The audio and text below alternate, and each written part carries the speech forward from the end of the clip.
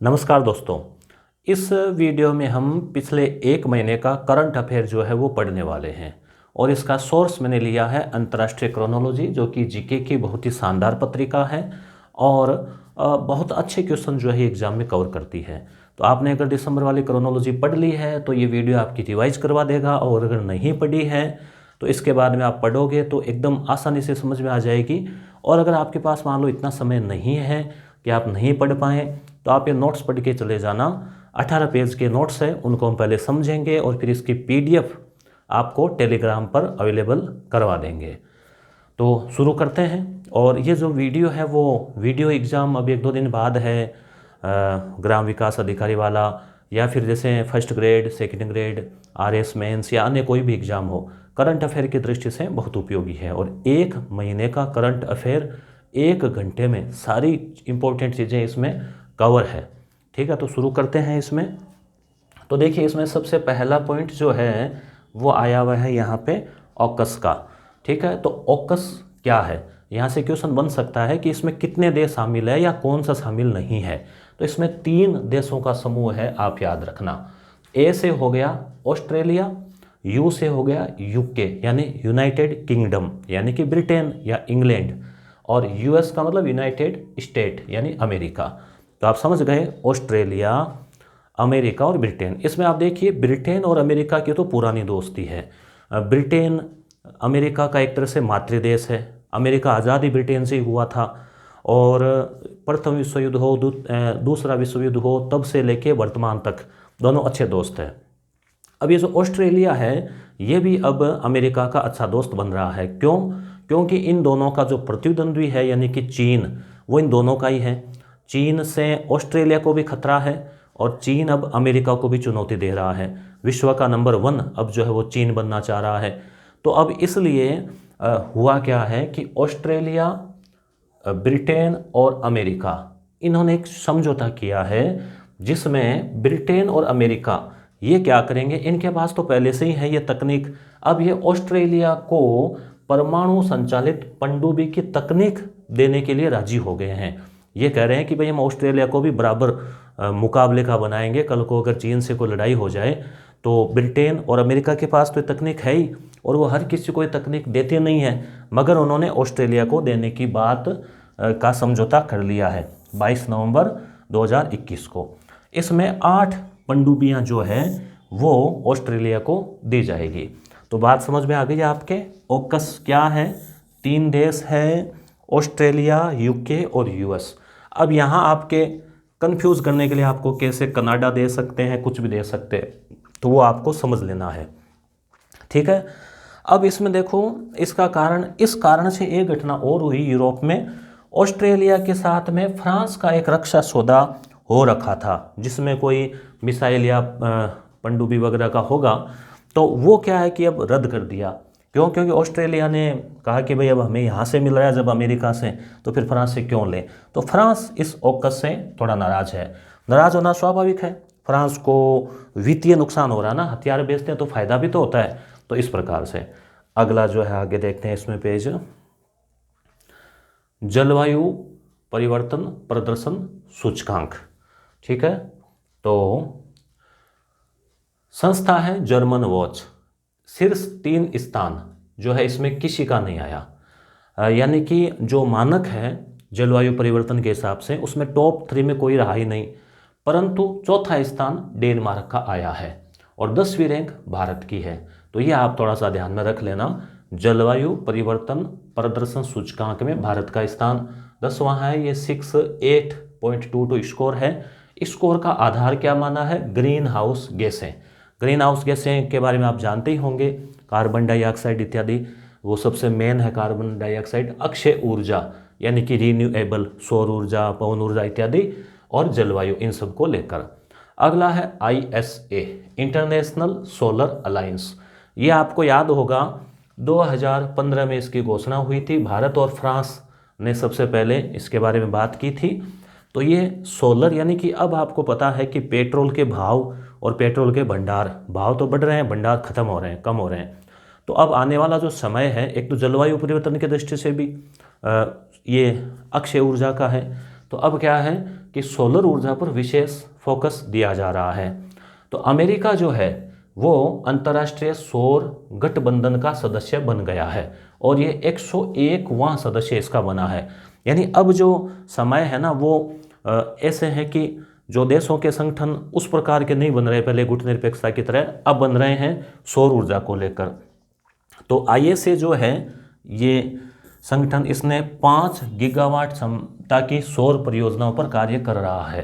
तो आपको यहाँ ध्यान रखने लायक है, एक तो ISA की पूरी full form international solar alliance, और अब इसका हाल ही में सदस्य कौन बन गया है, अमेरिका बन गया है। और ये सौर ऊर्जा उत्पादन और प्रोत्साहन से संबंधित विश्व स्तरीय परियोजना है। ग्रीन ग्रिड इनिशिएटिव, तो ग्रिड का मतलब हो गया एक तरह से नेट, इंटरनेट की तरह जालीनुमा।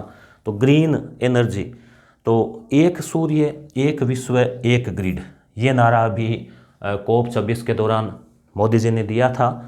तो इसमें क्या है,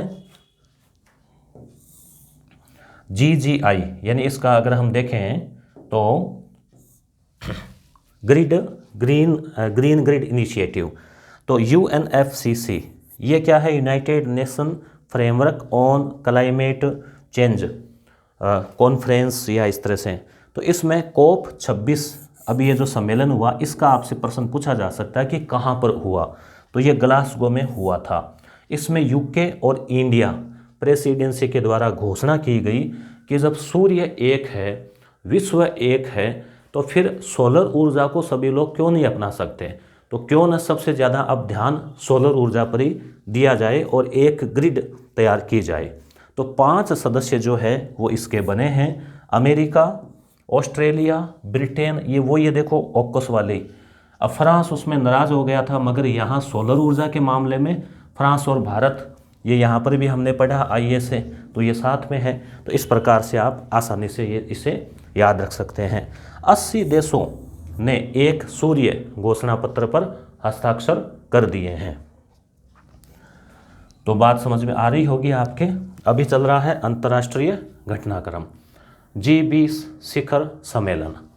G20 शिखर सम्मेलन जो है, पहले आप ये वीडियो सुन लें, देख लें। नोट्स बनाने हैं तो आप सीधे बना सकते हो, नहीं तो PDF को खोल के आराम से बना लेना। और PDF टेलीग्राम पर मिल जाएगी, लिंक डिस्क्रिप्शन में है टेलीग्राम का। और उसके अलावा आपको यस गुरु ऐप के ऊपर भी मिल जाएगी, ठीक है। G20 इम्पोर्टेंट है, ये विश्व की 20 बड़ी अर्थव्यवस्था और कार्बन उत्सर्जन वाले बड़े देश है ये, क्योंकि बड़ी अर्थव्यवस्था है तो कार्बन का उत्सर्जन भी ज़्यादा है। तो ये सम्मेलन हुआ रोम में, इटली की राजधानी रोम में। और इस सम्मेलन के तुरंत बाद फिर वो COP 26 हुआ ग्लासगो में। ग्लासगो ब्रिटेन में ही, स्कॉटलैंड आता है ब्रिटेन के पास ही, उसके अंदर है। तो ये 16वां सम्मेलन था, अध्यक्षता इटली ने की थी, क्योंकि इटली के अंदर तो हुआ। सदस्य इसके 19 तो देश है और एक EU यानी यूरोपियन यूनियन, जो यूरोपीय देशों का समूह है वो। तो ये कुल 20 हो गए एक तरह से, मतलब इसको एक संगठन माने तो इसको 20, तो ग्रुप 20 इसको कहते हैं। स्थापना हुई थी 1999 में। यह 8वां G20 था जिसमें PM मोदी जी शामिल हुए, यानी प्रधानमंत्री मोदी जी प्रधानमंत्री बनने के बाद से 2014 से 21 तक 8वीं बार इसमें शामिल हो गए हैं। थीम क्या थी इस बार की, जनता, पृथ्वी और समृद्धि। जनता, हम पब्लिक लोग, धरती और इसकी समृद्धि, यानी ये सब चीज़ें जुड़ी हुई है ये आपस में, कि धरती की समृद्धि करनी है तो फिर इसके लिए पर्यावरण के प्रति ध्यान देना पड़ेगा। प्रस्तावना या संकल्प क्या लिए गए, सदी के मध्य तक यानी कि 2050 तक कार्बन तटस्थता का लक्ष्य, कि जो कार्बन का उत्सर्जन हो रहा है, जिसमें एक तो बिजली है सबसे बड़ी, जो कोयले से बिजली बनती है उससे बहुत ज़्यादा कार्बन, उसके अलावा मोटर गाड़ियों में जो पेट्रोल डीजल है उससे भी, और एक पेड़ काटे जा रहे हैं। तो कार्बन तटस्थता जो है, यानी कि कार्बन का उत्सर्जन जो है उसको न्यून करना।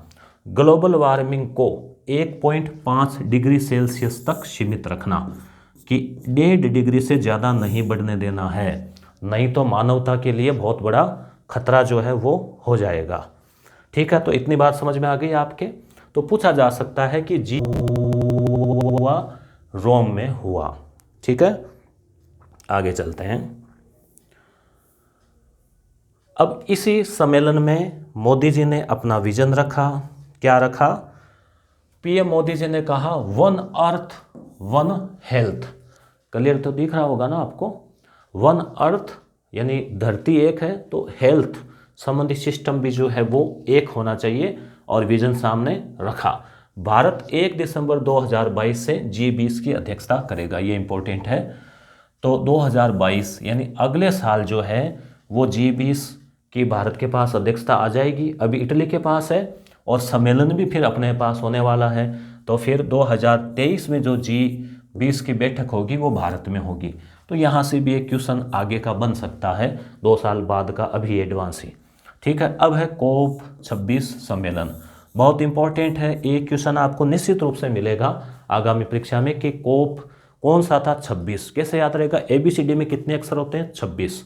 तो COP क्या है? कॉन्फ्रेंस ऑफ पार्टीज, यानी जो पार्टियां हैं, देश है, वो एक सम्मेलन करते हैं समय समय पर जलवायु की चिंताओं को लेकर, जो बढ़ रहा है, परिवर्तन हो रहा है वगैरह। कहाँ हुआ? ग्लासगो। ऐसे याद रखें, ये ग्लास है, और इस ग्लास में सभी ने पानी पिया और कहा कि जलवायु परिवर्तन जो है उसको रोकेंगे। कोई भी ट्रिक आप बना लेना। ब्रिटेन के स्कॉटलैंड के ग्लासगो में 31 अक्टूबर से 13 नवंबर तक ये चला। कॉन्फ्रेंस की अध्यक्षता किसने की? ब्रिटेन के कैबिनेट मंत्री आलोक शर्मा। अब ये भी आप नाम याद रखना, यहाँ से अलग क्वेश्चन पूछा जा सकता है कि भारतीय मूल के कौन व्यक्ति थे।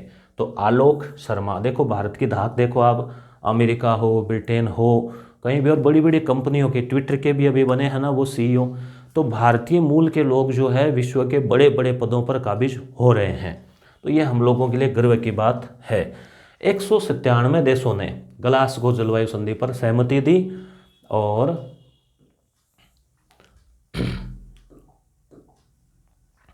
140 देशों ने शुद्ध शून्य उत्सर्जन का संकल्प लिया। शून्य उत्सर्जन का क्या मतलब हुआ कि भाई वो कार्बन जो है ना वो एकदम रोक देंगे। और या तो जैसे उसके लिए 2 तरीके हैं, एक तो कार्बन अवशोषण वाली मशीनें लगाएं, पेड़ लगाएं, और उसके अलावा जैसे वो जो कार्बन उत्सर्जन वाली जो एनर्जी के सोर्स है उनको ख़त्म करके और रिन्यूएबल एनर्जी है उसको वो लगाएं। तो अब संकल्प क्या क्या लिए गए? मीथेन का उत्सर्जन स्तर जो है 2020 से 2030 तक 30% कम करना, ग्लोबल वार्मिंग को 0.2 डिग्री सेल्सियस तक सीमित करना। अब इसमें भारत का क्या रहा रोल, ठीक है, वो देखते हैं। तो यहाँ तक आपको ये COP26 भारत ने क्या क्या संकल्प लिए। अब यहाँ से एक क्वेश्चन आपके निश्चित रूप से देखने को मिलेगा, आपको पूरी संभावना है। पीएम मोदी जी ने 1 नवंबर यानी पहले वो इटली गए, और वहाँ से रोम से वो G20 का सम्मेलन अटेंड करके आगे गए ग्लासगो। तो action and solidarity the critical decade कार्यक्रम को संबोधित किया। इसमें मोदी जी ने पंचामृत का मंत्र दिया, 5 अमृत, 5 नारे। क्या दिया? यहाँ से एक क्वेश्चन आपके बन सकता है। भारत द्वारा जारी 5 संकल्प, 2030 पर 4 बातें हैं और एक है 2070 पर। 2030 तक जीवाश्म रहित ऊर्जा, यानी जीवाश्म युक्त कौन सी होती है? कोयला है तो जीवाश्म है, तो जीवाश्म रहित यानी कि बाकी जो एनर्जी है अक्षय ऊर्जा, ग्रीन एनर्जी, उसकी क्षमता 500 गीगावाट करने का लक्ष्य रखा है। 2030 तक 50% ऊर्जा ज़रूरतें अक्षय ऊर्जा से पूरी होगी, यानी कि भारत की जो आधी बिजली है और अन्य जो ऊर्जाएं हैं वो 50% तक 2030 तक हो। आपने देखा होगा स्कूटी और गाड़ियां भी इलेक्ट्रिक आ रही है, पेट्रोल पंप की जगह चार्जिंग स्टेशन बन रहे हैं, तो ये सब चीज़ें उसी की ओर कदम है। कार्बन उत्सर्जन में 1 बिलियन यानी 1 अरब टन की कमी करना 2030 तक। अगला संकल्प लिया है 2030 तक कार्बन इंटेंसिटी को 45% तक कम करना, यानी जो इसकी जो गहनता है उसको। और सबसे बड़ा यहाँ से क्वेश्चन आपके आ सकता है, 2070 तक कार्बन उत्सर्जन को नेट जीरो का मतलब हो गया मतलब जीरो ही, कि कार्बन उत्सर्जन जो है वो नहीं होगा। और अगर जितना होगा उतना, यानी जैसे जितना मान लो कचरा हमने किया उतना सफाई कर दी, तो कहने का मतलब जितना कार्बन उत्सर्जित हुआ उसके एवज में या तो अवशोषक यंत्र 50 साल बाद, टेक्नोलॉजी तो बढ़ी जाएगी इतनी, और या फिर इतने कुछ पेड़ पौधे वगैरह हो कि उसको अवशोषित कर लें, यानी एक ऐसा लेवल स्थापित हो जाएगा कि जीरो कार्बन उत्सर्जन। तो इसमें ध्यान रहे भारत 2070 है, चीन का जो है वो 2060 का है, और अमेरिका का जो है वो 2050 का है संकल्प जीरो का। अमेरिका ने कहा है कि हम 50 तक जीरो कर देंगे, चीन ने कहा है कि हम 60, भारत करेगा अभी हम विकासशील देश हैं तो हमें और मौका मिले, तो अब 70 का कहा है। तो ये बात हो गई क्लियर अपने, तो आपके समझ में आ गया होगा मोदी जी के 5 जो पंचामृत है वो। अब इसमें 2070 वर्ष जो है नेट जीरो वाला आप जरूर याद रखें। अगला है global drugs policy index. Global drugs यानी कि ड्रग्स का मतलब हो गया दवा वगैरह, तो दवाई नीति है 2021 में बनी है। इसमें शीर्ष जो है वो नॉर्वे रहा है, यानी कि जो दवाइयों का वितरण है और पहुंच है उसके आधार पर ये किया गया, तो शीर्ष नॉर्वे का है, भारत का 18वां स्थान है। कोई ज़्यादा इसमें इंपॉर्टेंट क्वेश्चन नहीं बन रहा। यूनेस्को का कार्यकारी बोर्ड, यहाँ से क्वेश्चन आ सकता है एग्जाम में। United Nation Educational Scientific and Cultural Organisation, यानी जो शैक्षणिक वैज्ञानिक सांस्कृतिक संगठन जो है यूनेस्को, मुख्यालय कहाँ है इसका? पेरिस है, आप जानते होंगे। और यूनेस्को घोषित भी करता है ना साइट वगैरह, सांस्कृतिक महत्व के स्थल जैसे जयपुर है, राजस्थान के कई किले हैं। तो स्थापना इसकी 1946 में हुई थी, 193 इसके सदस्य हैं, और इसके कार्यकारी बोर्ड हेतु भारत निर्वाचित हुआ है। कार्यकाल 4 वर्ष, कौन से? आगामी 2021 से 25 है। तो आगामी जो 4 वर्ष है उसके लिए भारत इसमें नियुक्त हुआ है। इसमें एक सिस्टम होता है, एशिया से जो सदस्य लेने होते हैं उसमें वोटिंग भी होती है, तो भारत उसमें हुआ है। धन प्रेषण, धन प्रेषण की बात करें तो इसमें धन प्रेषण का मतलब धन भेजना, तो भारत प्राप्तकर्ता में प्रथम स्थान पर रहा है, तो ये तो बहुत अच्छी बात है। यानी विदेश से जो धन आता है भारत में, चाहे वो वहाँ पे भारतीय बैठे कमा रहे हो या चाहे और किसी सोर्स से आ रहा हो, डॉलर के रूप में आ रहा हो, तो भारत इसमें 1 नंबर पर रहा है 87 अरब डॉलर के साथ में। यानी विश्व में सबसे ज़्यादा धन किसी देश के अंदर आया तो भारत में आया। अब आता है राष्ट्रीय घटनाक्रम। आप कमेंट करके ज़रूर बताएं किस प्रकार आपको, कि भाई ये समझ में आ रहा नहीं आ रहा, और ये डिजिटल बोर्ड से भी आपके कुछ ठीक लग रहा है या वो अपनी पुरानी तकनीक थी वो ठीक है, तो आप कमेंट करके ज़रूर बताना, ठीक है।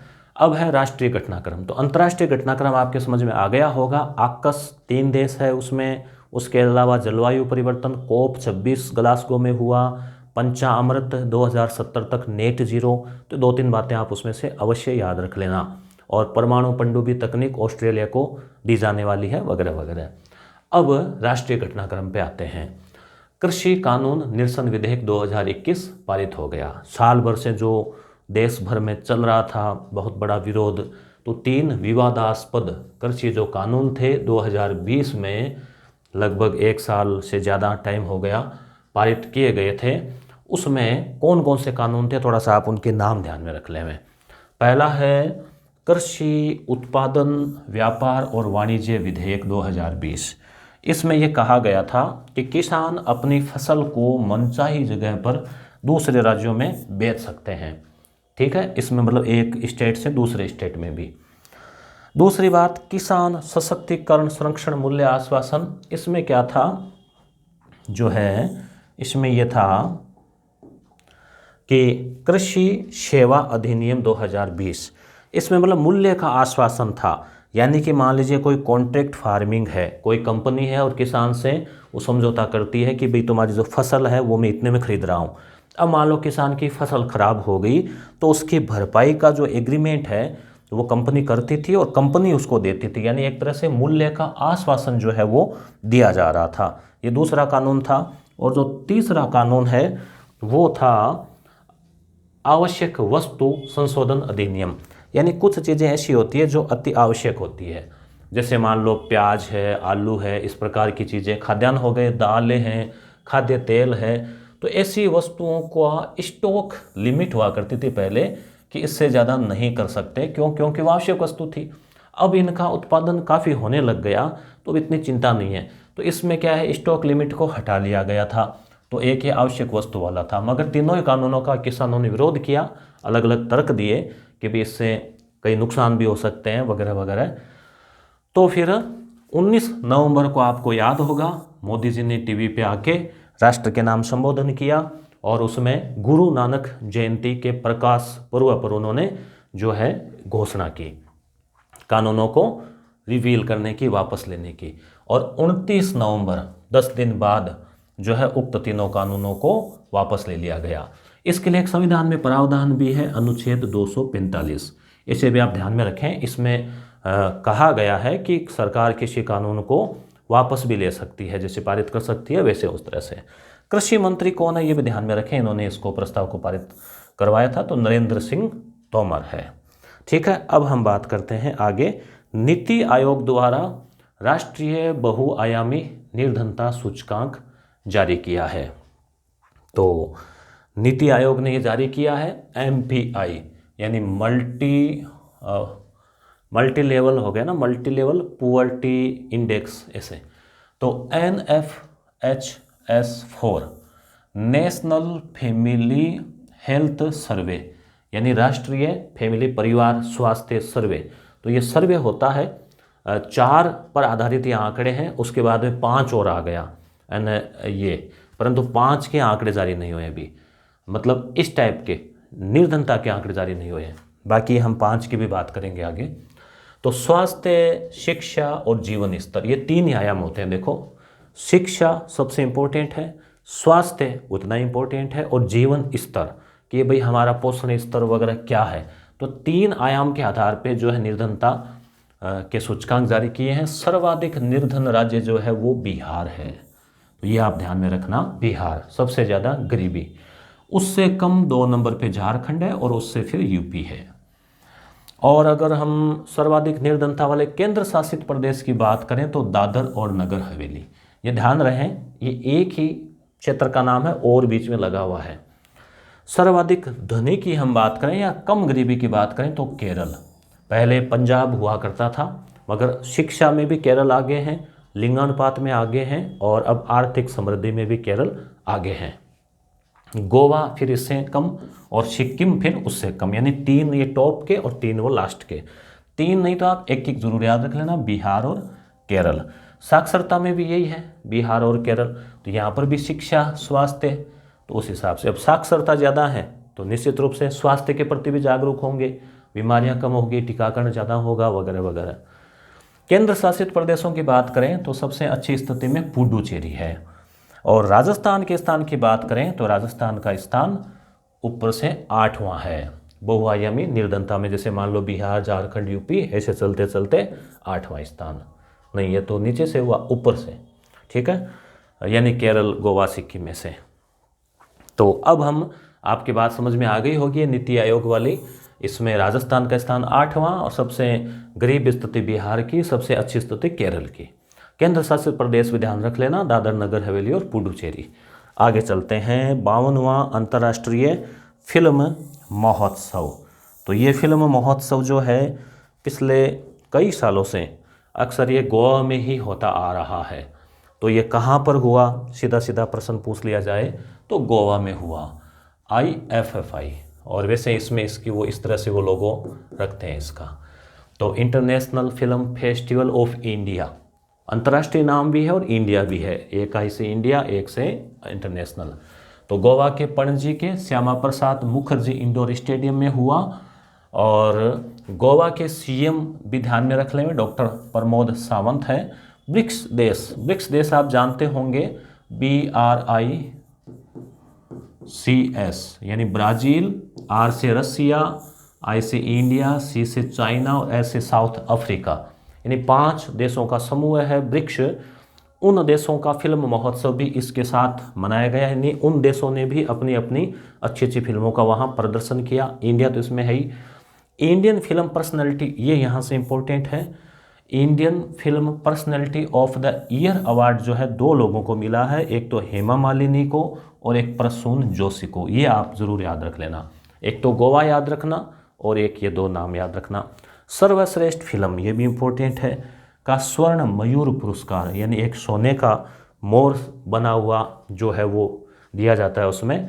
जापानी फिल्म है रिंग वार्डरिंग, रिंग वार्डरिंग, 2 बार रिंग रिंग नाम आया है। तो आप इसे ट्रिक बना सकते हैं कि भाई मयूर है, मोर है, उसको बिंटी होती है ना अंगूठी, रिंग पहना दी। ऐसे ट्रिक से आप याद रख सकते हैं। 40 लाख रुपए इसमें दिए जाते हैं। निर्देशक है इसके मसाकाजू। तो मोर को एक तो काजू खिलाया और एक मोर को रिंग पहना दी तो उसको इनाम मिल गया। तो ऐसे आपको स्वर्ण मयूर पुरस्कार, रिंग, काजू ऐसे याद रह जाएगा आपको। तो ये आपके समझ में आ गया होगा गोवा में। ठीक है, अब है राष्ट्रीय परिवार स्वास्थ्य सर्वेक्षण। अभी हमने बात की थी कि जो गरीबी के आंकड़े हैं वो NFHS4 के आधार पे थे। 5 की भी रिपोर्ट आ गई है।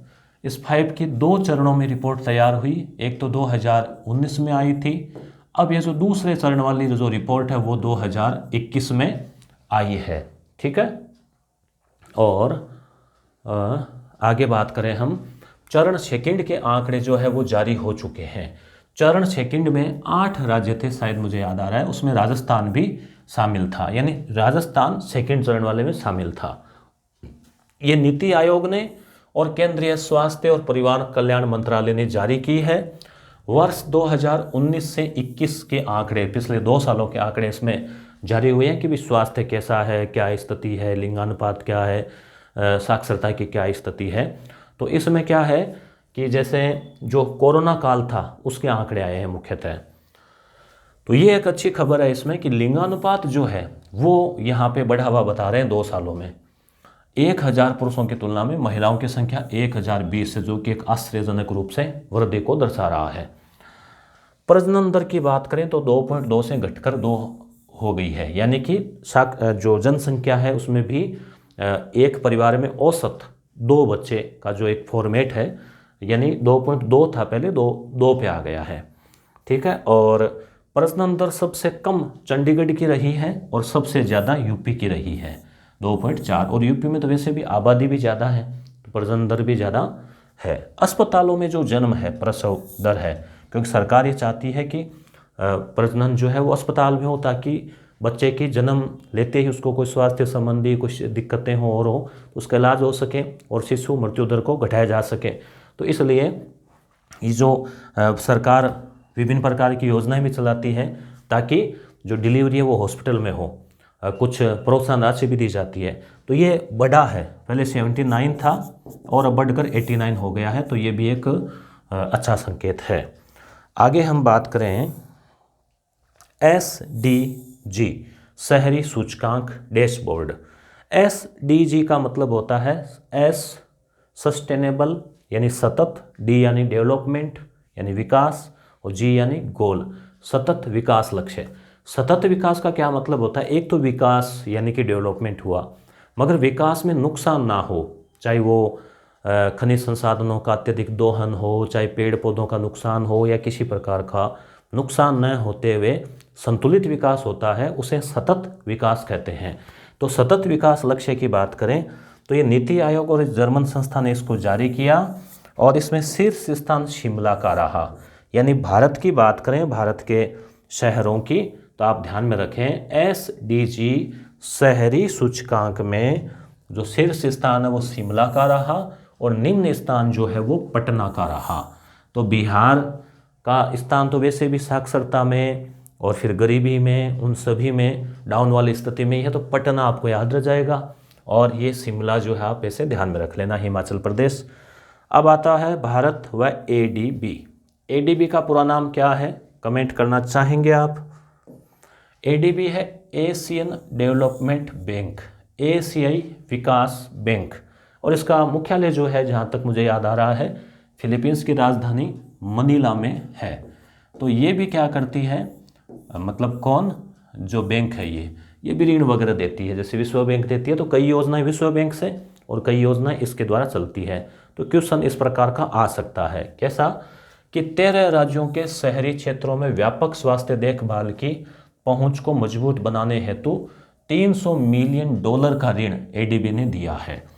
13 राज्यों में राजस्थान भी शामिल है। अब क्वेश्चन बन सकता है कि राजस्थान को हाल ही में स्वास्थ्य सेवाओं की देखभाल के लिए या स्वास्थ्य क्षेत्र में जो ऋण मिला है वो कहाँ से मिला है, विश्व बैंक, एडीबी या कोई और संस्था, ऐसे नाम आ सकता है, तो एडीबी आप याद रखना।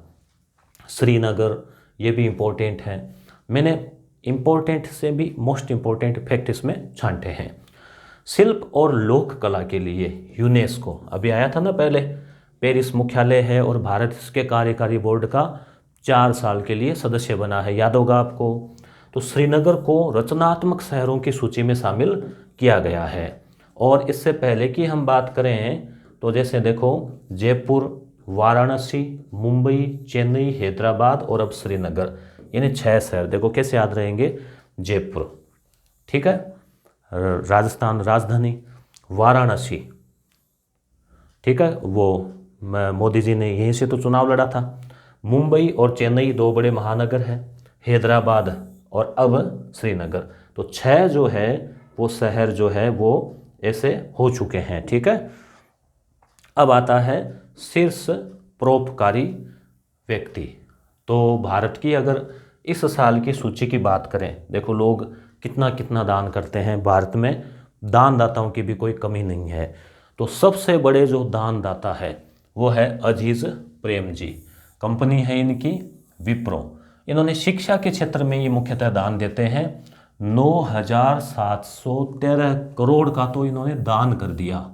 तो अब आप सोचो, बाकी का जैसे मुकेश अंबानी या अन्य जो है उनका स्थान इनसे भी नीचे है। सबसे ज़्यादा दान करने वाले व्यक्ति रहे हैं 2020-21 में अजीज प्रेम जी।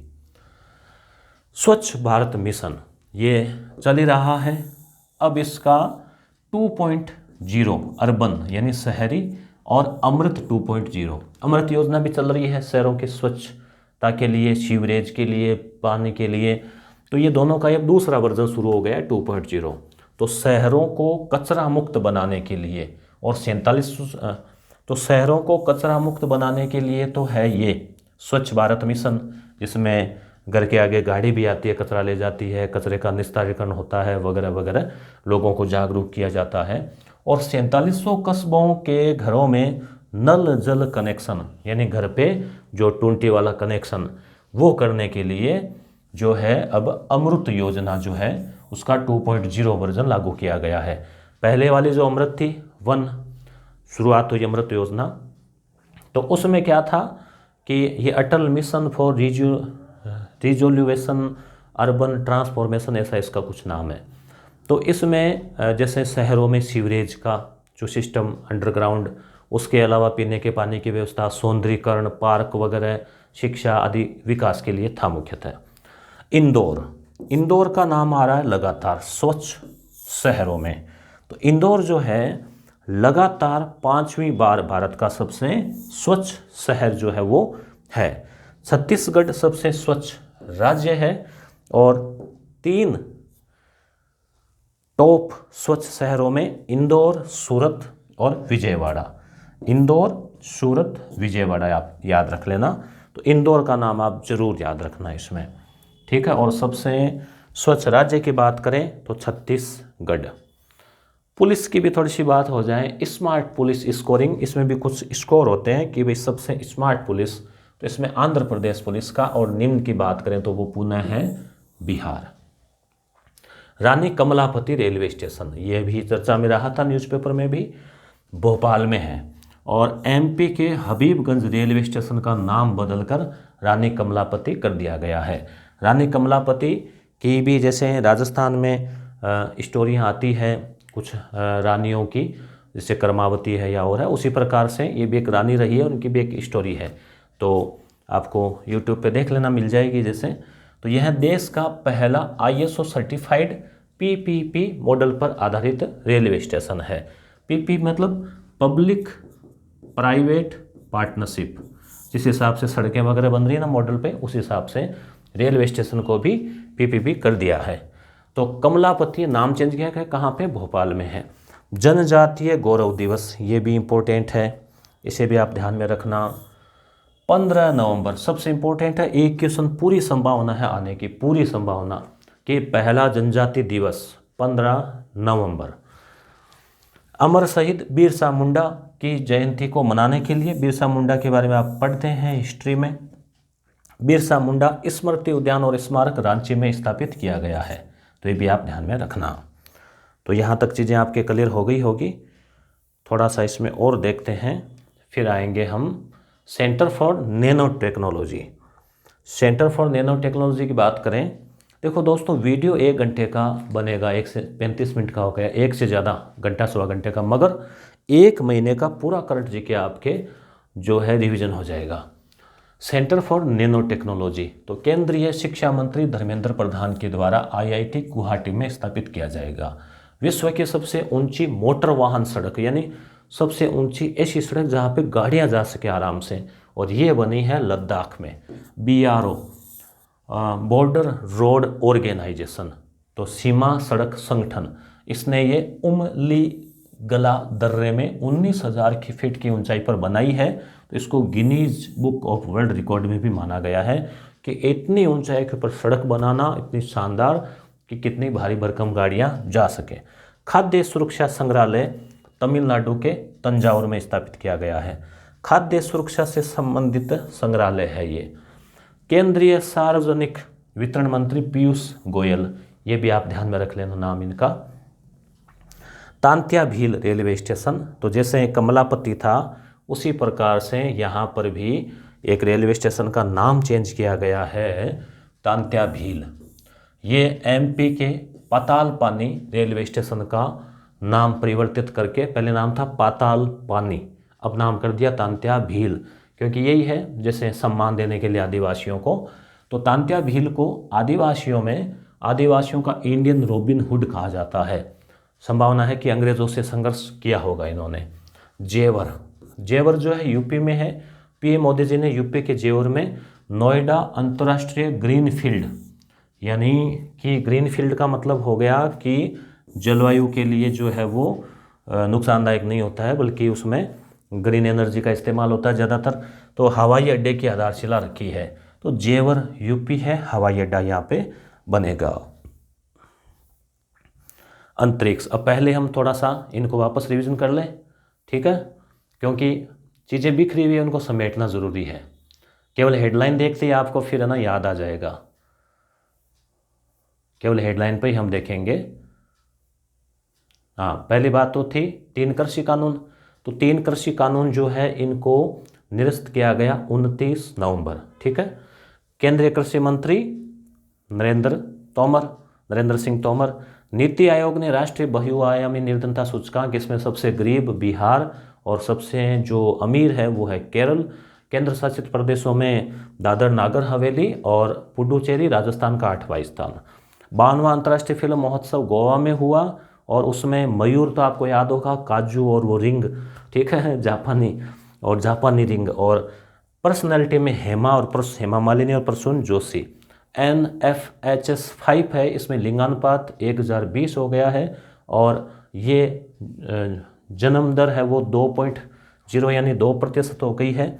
SDG शहरी सूचकांक में शिमला और पटना, शिमला ऊपर और वो पटना सबसे निम्न में। भारत राजस्थान में भी जो है वो ADB ने वो दिया है सहयोग।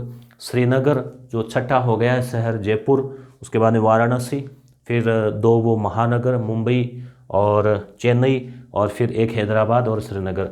परोपकारियों में अजीज प्रेम जी।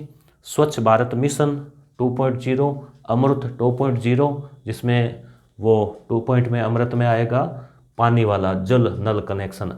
इंदौर लगातार 5वीं बार सबसे स्वच्छ शहर, फिर सूरत और फिर विजयवाड़ा। राज्य की बात करें तो छत्तीसगढ़। स्मार्ट पुलिस में आंध्र प्रदेश। रानी कमलापति MP में है, रेलवे स्टेशन PPP मॉडल वाला। जनजातीय गौरव दिवस 15 नवंबर, यानी नवंबर के महीने का ठीक आधा 15 नवंबर, याद रखें आप, क्वेश्चन यहाँ से आ सकता है निश्चित रूप से। Centre for nano technology Guwahati में। सबसे ऊंची मोटर वाहन सड़क लद्दाख में, कहाँ, उमलिगला, ठीक है। और खाद्य सुरक्षा संग्रहालय तमिलनाडु में। Tantya Bhil railway station MP में, दोनों ही एमपी में है, नए वाले कमलापति और ये दोनों। जेवर यूपी में, जहाँ पर हवाई अड्डा बन रहा है। अब जो है आगे हम देखेंगे अंतरिक्ष और प्रौद्योगिकी। इसमें ज़्यादा टॉपिक नहीं, छोटा ही, पहले इसको देख लेते हैं।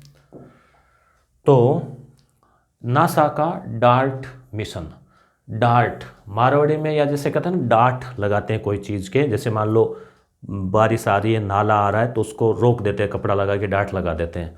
तो ये भी एक तरह से वैसे डार्ट है, मतलब ऐसे डार्ट से आप ट्रिक से याद रख लेना कि मतलब जैसे मान लो पृथ्वी की ओर अगर भविष्य में ऐसे करें कि कोई खगोलीय पिंड आ रहा है टकराने के लिए, कोई छोटी चट्टान आ रही है, तो ये एक यान ऐसा भेजा है कि वो यान उससे टकरा के और उसको अंतरिक्ष में नष्ट कर देगा।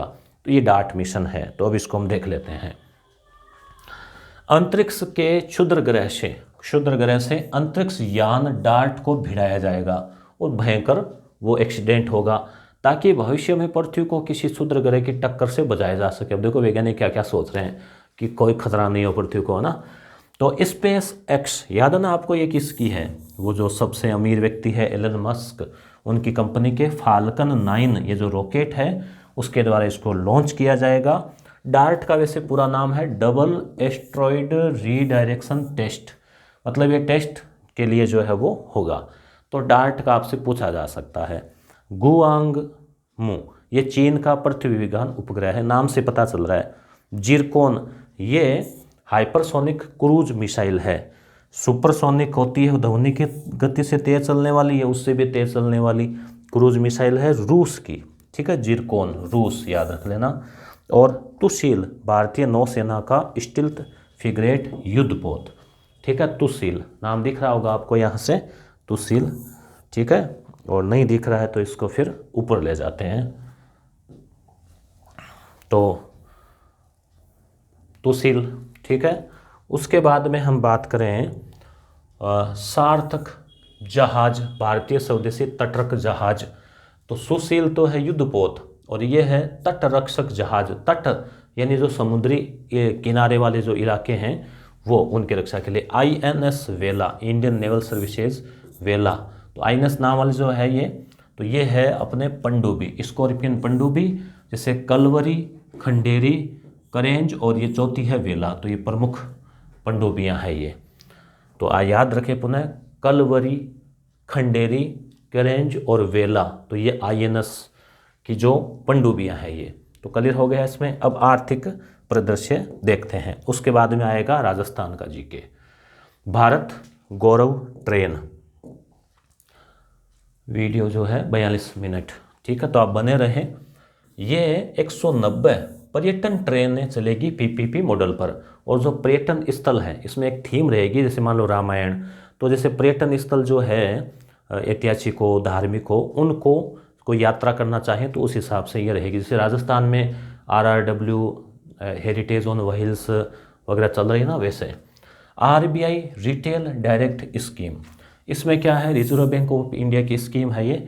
छोटे निवेशक, जैसे मान लो कोई भी आम आदमी कुछ इन्वेस्ट करना चाहे सरकारी प्रतिभूतियों में, तो सरकारी जो गारंटीज है, शेयर वगैरह है, तो उसमें निवेश का मौका मिलेगा।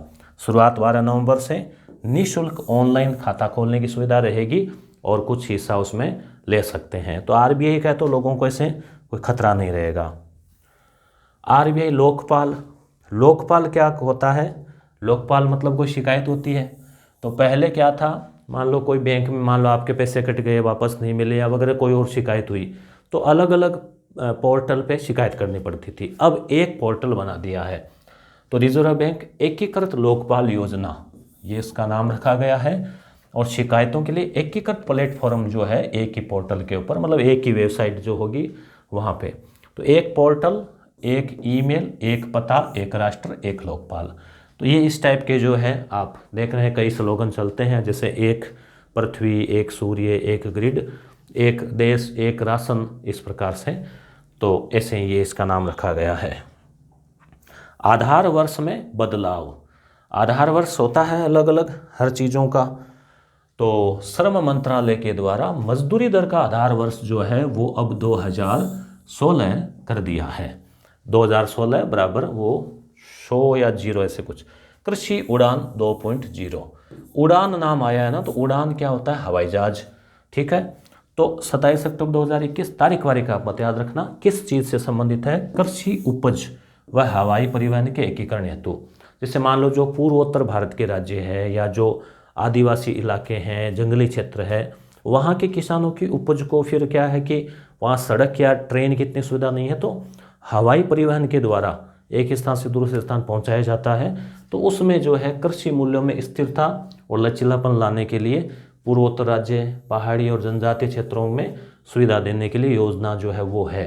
और इसके लिए एक पोर्टल भी है, ई कुशल पोर्टल। ग्रामीण विकास मंत्रालय और फ्लिपकार्ट के मध्य एमओयू। तो एमओयू का मतलब होता है एक समझौता, मेमोरेंडम ऑफ अंडरस्टैंडिंग। तो फ्लिपकार्ट तो आप जानते ही हैं, जैसे अमेजन है उस तरह से सामान वगैरह आपने ई मार्केटिंग का है ये एक तरह से। तो दीनदयाल उपाध्याय राष्ट्रीय ग्रामीण आजीविका मिशन के तहत इसमें क्या किया गया है? स्थानीय कारोबार, कारोबार व स्वयं सहायता समूह को सशक्त बनाने के लिए ये कहा गया है कि जो लोकल है, छोटे छोटे व्यापारी है, तो फ्लिपकार्ट से कहा गया आप उनके प्रोडक्ट को अपने पर लॉन्च करें, उनको बेचें।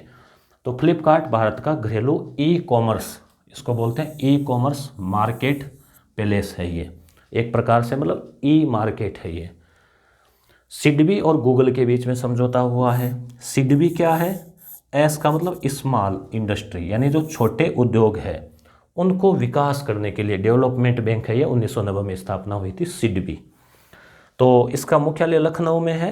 एमएसएमई, एमएसएमई का मतलब माइक्रो स्मॉल और मीडियम एंटरप्राइजेज, उनको रियायती दरों पर 1 करोड़ तक का ऋण देने के लिए जो है ये इस प्रकार की योजना जो है वो है।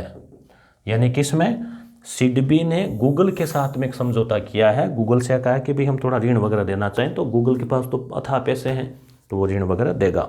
भारत की आर्थिक वृद्धि दर का अनुमान। अब कोरोना के बाद क्या रहेगी आर्थिक वृद्धि दर? तो पहले तो कुछ डाउन के अनुमान थे, अब ठीक अनुमान आ रहे हैं। तो ये आप याद रखें, आईएमएफ, इंटरनेशनल मॉनिटरी फंड यानी अंतर्राष्ट्रीय मुद्रा कोष, एसबीआई, एस है ये, state bank of India, RBI, इन तीनों का अनुमान एक जैसा सा ही है, 9.5, ये भी लगभग 9.5, ये भी 9.5। तो वित्त वर्ष 2021-22 के लिए कि वे लगभग 9.5, 9.3 से 6 ये रह सकती है। मेटा और ये इस प्रकार का ऐसा उसका चिन्ह है। तो ये मेटा क्या है? फेसबुक का नया नाम। क्या है? मेटावर्स, एक तकनीक लेके आ रहे हैं ये, उस पर काम कर रहे हैं। आने वाले 5-10 सालों में से तकनीक मिल सकती है कि अभी तो आप जैसे वीडियो देखते हैं, ठीक है, और 3D वगैरह देखते हैं तो आंखों पे वो कुछ वो चश्मा लगाते हैं, आपको रियल फीलिंग आती है। उसके बाद में कैसी फीलिंग आएगी इसमें कि आप जैसे मान लो आपका दोस्त है, उसने आपकी तरफ से हाथ किया, आपने स्क्रीन पे हाथ रखा, तो आप कैसी रियल फीलिंग आएगी जैसे आपने उससे हाथ मिलाया है। तो वो जो है सराउंड योर सेल्फ, यानी आप फिर जैसे मान लो आप बाज़ार गए ऑनलाइन मोबाइल में और आपने जैसे किसी चीज़ को ख़रीदा, तो आपको लगेगा रियल में आपने उसको ख़रीद लिया है। अब ऐसा होगा तो क्या होगा आगे? देखो भविष्य में लोग अभी भी इतना फेसबुक से चिपके रहते हैं, तो आगे फिर क्या होगा पता नहीं। परंतु इस पे बहुत बड़े स्तर पे जो है अरबों डॉलर लगाकर तकनीक काम कर रही है। कुछ फ़ायदे भी होंगे तकनीक के, कुछ नुकसान भी है, दोनों चीज़ें हैं। मेघालय और विश्व बैंक व भारत सरकार के बीच में $40 मिलियन स्वास्थ्य का लेकर समझौता हुआ है। इसमें पहले आया था राजस्थान का नाम आए तो एडीबी है, और मेघालय का नाम आए तो विश्व बैंक है। भारत स्पंज आयरन का सबसे बड़ा उत्पादक और कच्चे इस्पात का दूसरा बड़ा उत्पादक है। स्पंज आयरन का सबसे बड़ा और कच्चे इस्पात का दूसरा बड़ा, तो फिर पहला बड़ा कौन है? चीन होगा। तो अब हम बात करते हैं प्रादेशिक परिदृश्य की, यानी राजस्थान में पिछले 1 महीने में जो घटनाक्रम घटा उसकी बात। इससे पहले आप मेटा फेसबुक का नाम, मेघालय आर्थिक वृद्धि दर का अनुमान, सिडबी गूगल, ग्रामीण फ्लिपकार्ट से समझौता, उड़ान योजना, हवाई जहाज, 2016 आधार वर्ष, लोकपाल योजना, गौरव ट्रेन, सारा याद हो गया होगा आपको, ठीक है, रिटेल डायरेक्ट योजना। अब हम देखते हैं ये राजस्थान का जो परिदृश्य है, प्रादेशिक परिदृश्य, इसको देखते हैं। थोड़ा सा ब्रेक ले लेता हूं मैं।